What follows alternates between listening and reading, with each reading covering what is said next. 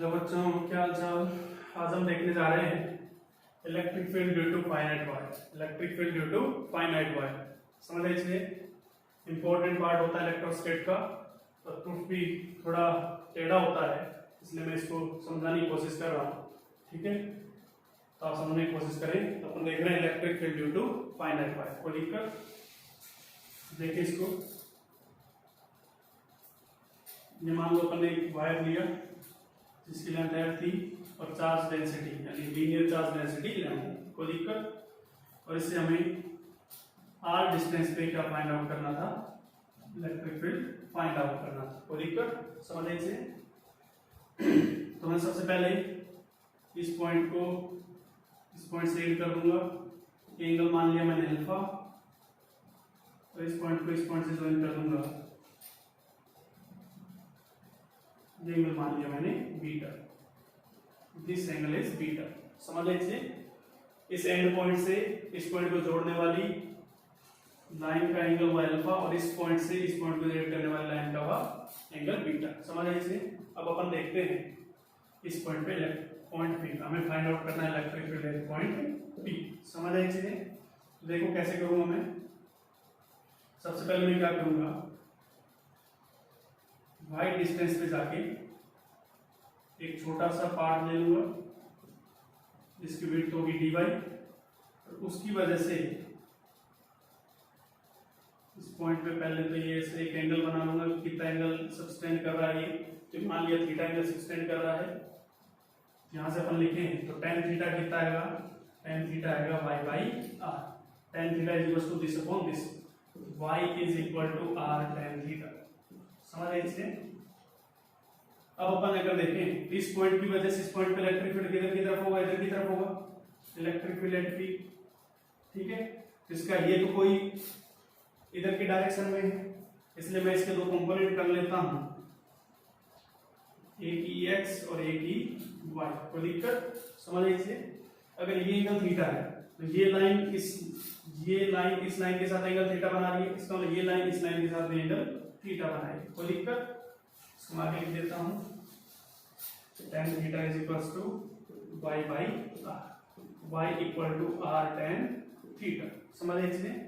तो ex जो होगा वो होगा dE, ये छोटा सा इलेक्ट्रिक फील्ड dE मान लिया इस पॉइंट पे, dE cos theta, and y जो होगा वो होगा dE sin थीटा को लिखकर। समझ लीजिए। अब सबसे पहले अपन ex निकालते हैं। क्या निकाल रहे हैं, ex निकाल रहे हैं।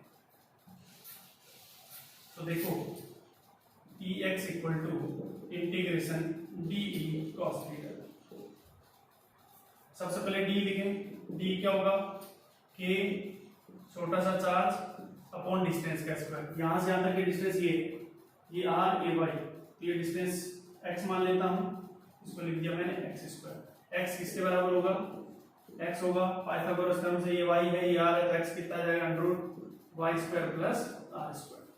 तो d बन जाएगा अपना k dq upon y square plus r square का स्क्वायर रूट, स्क्वायर हट जाएगा तो ये बच जाएगा, कोई दिक्कत।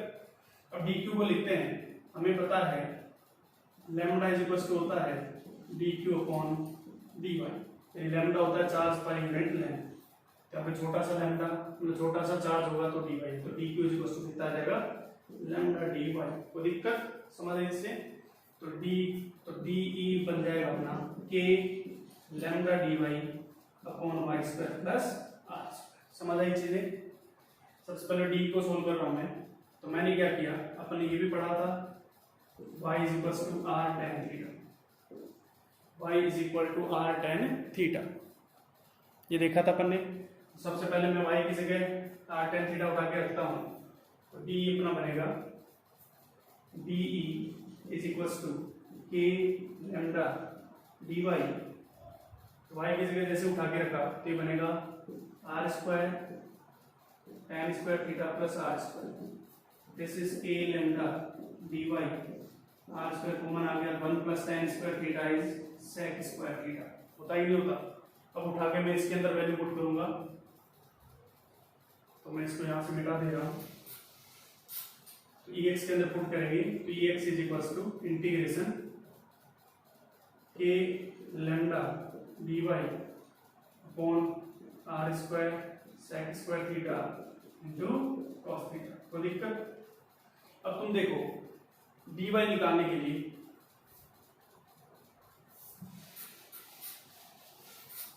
y is equal to R tan theta, तो dy क्या होगा? dy is equal to R tan theta का differentiation sec square theta into d theta. ये dy की जगह रिप्लेस कर दूंगा अगर मैं, तो ex इज इक्वल टू, तो कांस्टेंट हम को बाहर निकाल लेता हूं, k lambda upon r square is coming out, तो वो पुट करते हैं अपन dy की जगह, ये बनेगा r sec square theta d theta upon sec square theta into cos theta.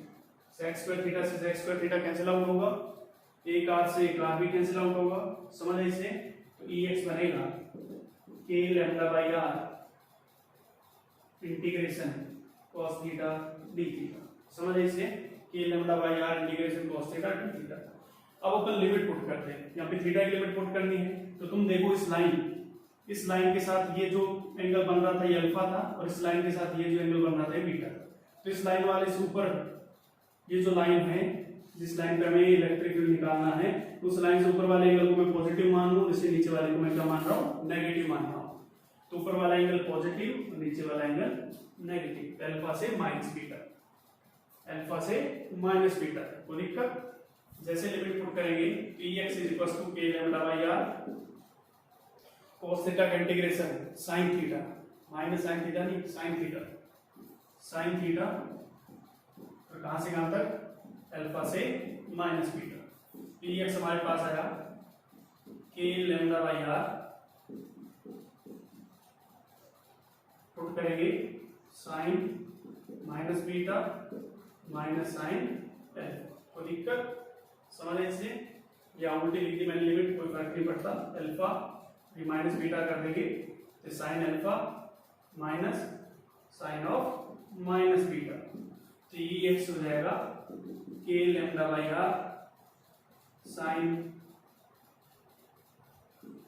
Alpha plus sine beta. समझ आए इसे? तो ये हमारा इलेक्ट्रिक फील्ड का एक्स कंपोनेंट आ जाएगा, क्या आ जाएगा? K lambda by r into sine alpha plus sine beta. यहाँ पे ध्यान रखें अल्फा और बीटा, अल्फा को पॉजिटिव लेना है और बीटा को नेगेटिव लेना है, ये 30 डिग्री ये माइनस 30 डिग्री। अब इसमें ये वैल्यू ध्यान रखें, बीटा को अपन मैंने यहाँ पे नेगेटिव से सोल्व किया है, इसलिए ध्यान रखें या फिर साइन इनपुट करेंगे सीधा पुट करेंगे। क्लियर बात है? इस चीज का ध्यान रखें। इसी तरह अपन ई वाई निकाल लेते हैं, और सारी चीजें वही बनेगी।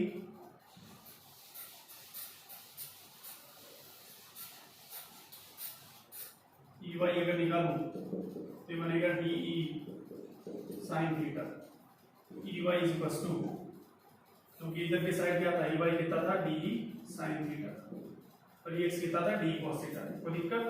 तो डी की जगह मैं वही पुट कर रहा हूँ, K D Q upon are square plus Y square, ये सारी चीजें अपन निकाल ली थी पहले, into sine theta, K D Q की जगह lambda D Y upon are square, R की जगह tan theta, R square into sec square theta into sine theta, K by R square into lambda बाहर आ गया, डी वाई की जगह मैंने रखा था r sec square theta D theta upon are square तो बाहर आ चुका है sec square theta into sine theta.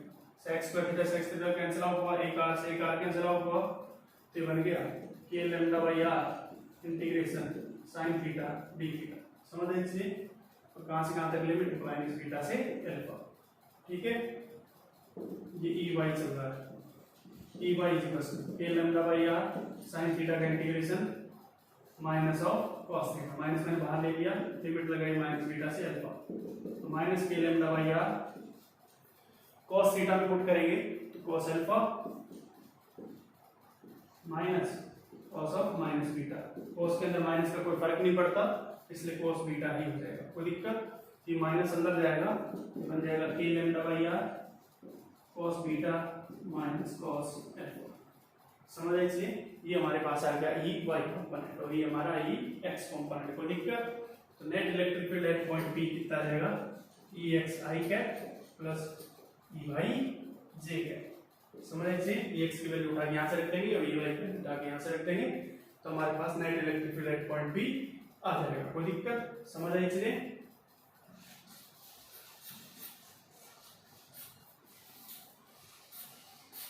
अगर ये इनफाइनाइट वायर हो जाए क्या हो जाए? इनफाइनाइट वायर, इधर भी इनफाइनाइट और इधर भी इनफाइनाइट। हमें पता है इनफाइनाइट वायर होने पे ये एंगल जो बनेगा ये भी 90 डिग्री बनेगा और ये एंगल भी कितना बनेगा? 90 डिग्री बनेगा। तो ई एक्स कितना आएगा? के लैम्डा बाई आर, यहाँ पे 90 पुट करिए, साइन 90 साइन 90 1 1 हो गए तो 2 के लैम्डा बाई आर, और ई वाई पुट करिए के लैम्डा बाई आर cos 90 भी 0 और दोनों 90 90 दोनों 0 हो गए, ई वाई आगे आ गया 0। हमें पता भी है electric field due to infinite wire is coming out to के लैम्डा बाई आर, और ओनली कौन सी डायरेक्शन में आता है? इस डायरेक्शन में आता है। समझ रहे चीजें? आप सेमी इनफाइनाइट वायर का निकाल सकते हैं, एक एंगल 0 डिग्री एक 90 डिग्री, तो ये 0 होगा तो कितना बन जाएगा? K lambda by are into के लैम्डा बाई आर बन जाएगा। यहाँ पे जैसे 90 रखेंगे तो ये 0 के लैम्डा बाई आर और ये 0 बन जाएगा, यानी सेमी इनफाइनाइट की वजह से अल्फा होगा 90 डिग्री या बीटा मान लो 90 डिग्री, कुछ भी मान लो, कोई फर्क नहीं पड़ता, अल्फा हो जाएगा 0 डिग्री। समझ लीजिए जैसे अल्फा 0 डिग्री रखेंगे ऊपर वाला एंगल ये अल्फा कितना मान रहा हूं 90 और बीटा कितना मान रहा हूं 0 डिग्री, जैसे पुट करेंगे तो सेमी इनफाइनाइट वायर में भी इलेक्ट्रिक फील्ड आ जाएगा। समझ लीजिए बहुत ही इंपॉर्टेंट पार्ट है, ध्यान रखें इस चीज का और अच्छी तरह समझें।